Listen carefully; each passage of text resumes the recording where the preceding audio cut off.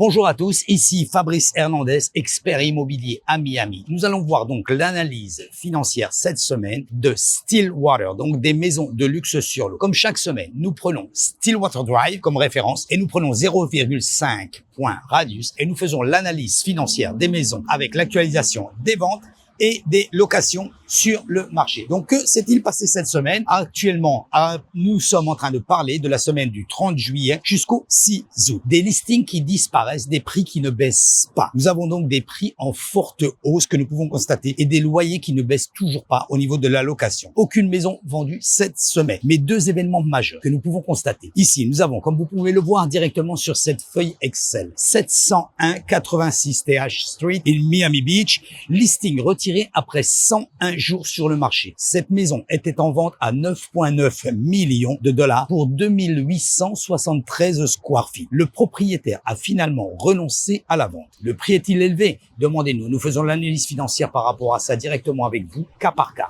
N'hésitez pas à nous contacter. 1405 Stillwater Drive. Nous pouvons le voir également. Expiration du listing après 130 jours sur le marché. Prix affiché 5,5. Ici, directement pour cette maison sur l'eau. Ce que l'on comprend, les propriétaires ne trouvent pas de preneurs pour les maisons actuellement. Les prix restent élevés. Sont encore dans des attentes parce que les prix restent élevés. Donc, les investisseurs ou même les résidents attendent une baisse au niveau des prix, ce qui n'est pas le cas sur Miami Beach. Nous pouvons le constater. Nous l'avons vu que la moyenne cette semaine, baisse annuelle, nous avons constaté 12,4%, mais les prix au niveau des maisons ne baissent pas. Les maisons qui se vendent, ce sont les maisons qui sont au prix du marché. Forcément, le prix du marché d'aujourd'hui n'est pas le même prix du marché en 2021. Continuons ici. Mais attention. Donc, les retraits de ces maisons réduisent évidemment l'offre qu'il y a sur le marché, ce qui entraîne une augmentation des prix au niveau des maisons et fait monter bien sûr celles qui restent sur le marché actuellement. Constatons. Les locations. La maison 701 86 Street, vous pouvez le voir directement ici, retirée de la vente, mise à la location. Mais désormais proposée la location pour 38 000 dollars par mois, où elle était à 42 000 dollars par mois. Donc une légère baisse, soit une baisse de 11% exactement, avec un ratio de 11 $,03 par square feet. Cette maison reste premium malgré la baisse. Donc constatons, cela confirme une tendance actuelle. Les loyers baissent légèrement,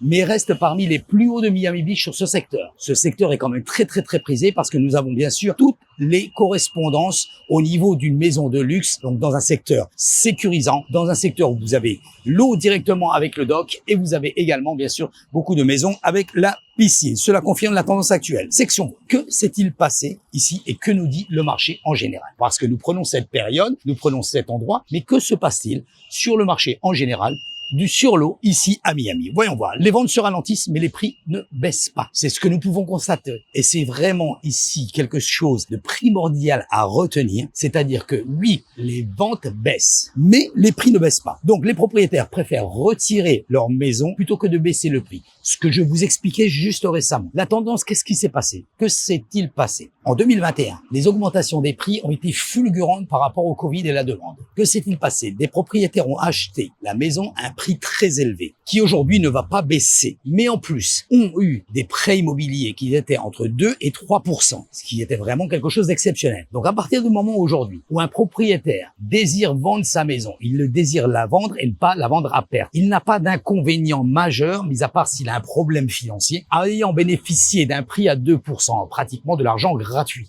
Donc, par rapport à ça, il préfère retirer sa maison du marché et attendre tout simplement la remontée. Nous savons très bien que dans tout cycle immobilier, la baisse au niveau du montant, elle va repartir sur une augmentation directement juste après dans le second cycle. Quand est-ce et à quel moment va arriver le second cycle? Nous ne savons pas. Nous n'avons pas de boule de cristal. Par contre, par rapport à ça, nous pouvons faire l'analyse pour vous. Ici, les locations ajustent légèrement leur prix, mais restent également élevées. Oui, au niveau des locations, nous pouvons constater également qu'elles restent élevées. Pourquoi? Parce qu'elles sont rares. Comme vous pouvez le constater ici sur cette feuille Excel, nous avons à peine 9 locations en totalité sur vraiment l'ensemble de Stillwater Drive sur 0,5 points radius. C'est qu'il y ait une belle géographie, et par rapport à cette géographie, nous avons uniquement 9 propriétés sur l'eau à la location. Donc forcément, la demande par rapport à ça est plus forte et donc les prix augmentent. Donc, on observe une pénurie au niveau des maisons à prix raisonnable. Comme le dit les rapports, des maisons à $1 million s'envolent à Miami. Et c'est exactement ce qui se passe. Tout ce qui est maison à 1 million, 1,5 million part très très vite. Nous avons eu récemment, donc ici, cette semaine, une maison sur North Bay Village, donc Miami Beach, Normandy Drive, avec 3 offres sur cette maison pour la maison qui était juste en dessous de $1 million. Vous pouvez le voir sur cet article de Real Deal. Un banquier d'investissement vient de vendre sa villa sur l'eau à Key Biscayne pour $32 millions.